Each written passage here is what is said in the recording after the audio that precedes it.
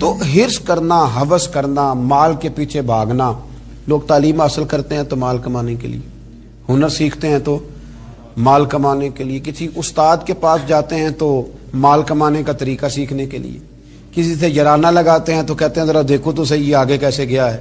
جب مطمع نظر ہی مال ہو، جب توجہ ہی ساری مال کی طرف ہو، جب دولت ہی ہر چیز کا لوگ ماں حاصل سمجھ لیں اور مقصود اور مدعائی دولت کو بنا لیں، تو پھر انسانوں میں کمزوریاں پیدا ہوتی ہیں، روحانی قوتیں ختم ہوتی ہیں، پھر انسانوں کے اندر شوق، ذوق اور وہ ساری چیزیں کمزور پڑتی ہیں. میرے نبی کریم پھر پڑھیے،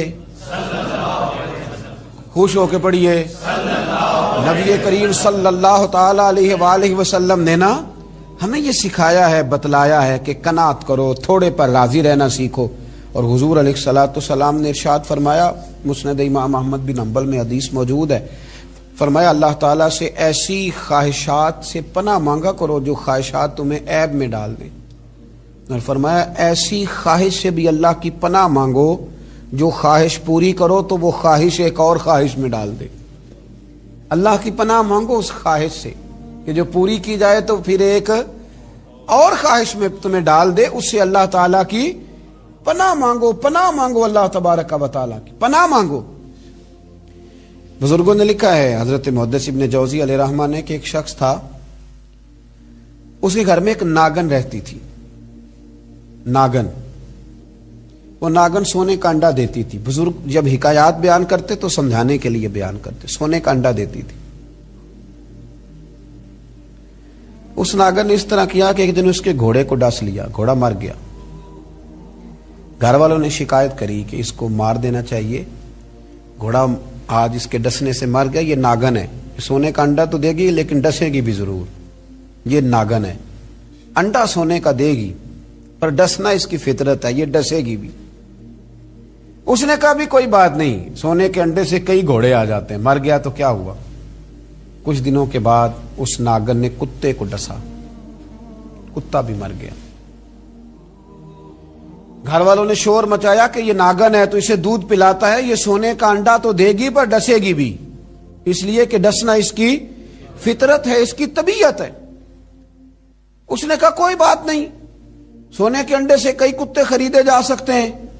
کچھ دنوں کے بعد اس نے پڑوسیوں کے کچھ جانوروں کو بھی ڈسا. لیکن جب انسان کی آنکھوں کے سامنے سونے کے انڈے کی اینک لگی ہوتی ہے نا، پھر کتنے لوگ ڈسے جا رہے ہیں اس کی پرواہ نہیں ہوتی. جب سونے کے انڈوں کی اینک لگ جاتی ہے پھر کتنے غریبوں کی کٹیا جلتی ہے پر اس کی پرواہ نہیں ہوتی. جب سونے کے انڈوں کی اینک لگ جاتی ہے پھر کتنے رشتے ٹوٹتے ہیں، لوگ پرواہ نہیں کرتے.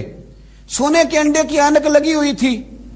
پھر ایک وقت ایسا بھی آیا کہ اس شخص کا ایک ہی جوان بیٹا تھا، ایک ہی بیٹا، جس کی طرف دیکھ دیکھ کے ماں باپ جیتے تھے، جو ان کی آرزوؤں کی امیدوں کا مسکن تھا، جو ان کی آنکھوں کی ٹھنڈک تھا، روشنی تھا.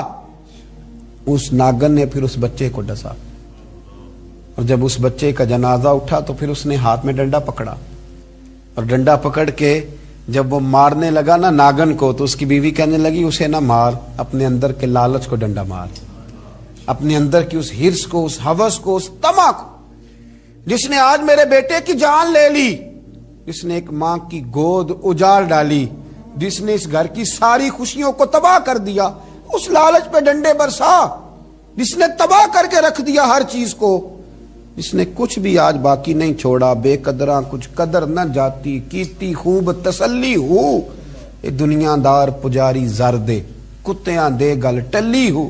میرے نبی کریم علیہ السلام نے فرمایا دنیا کا مال مردار ہے اور طلب کرنے والے کتے. مردار مال کو طلب کر رہے، بیٹے کا جنازہ اٹھ گیا، اب کیا فائدہ ہوا. آج روحوں کے جنازے اٹھ رہے ہیں، آج دلوں کے جنازے اٹھ رہے ہیں. آج تن کے اجلے لوگوں کے من کے اندر کچھ بھی موجود نہیں، مردہ روحیں، مردہ دل، مردہ خیالات. ہر چیز مائنس کر کے جو چیز پیچھے بچی ہے وہ صرف دولت ہے. ہر چیز مائنس کر کے ہمارے پاس جو پیچھے بچی ہیں وہ جائیدادیں ہیں. ہر چیز مائنس کر کے جو ہم نے بچایا ہے وہ دنیا کا مال ہے. باقی ہر چیز تباہ ہو گئی. بھائی کے ساتھ جھگڑا چل گیا ہے چونکہ ایک 4 مرلے کے پلاٹ کا معاملہ تھا. والد کے ساتھ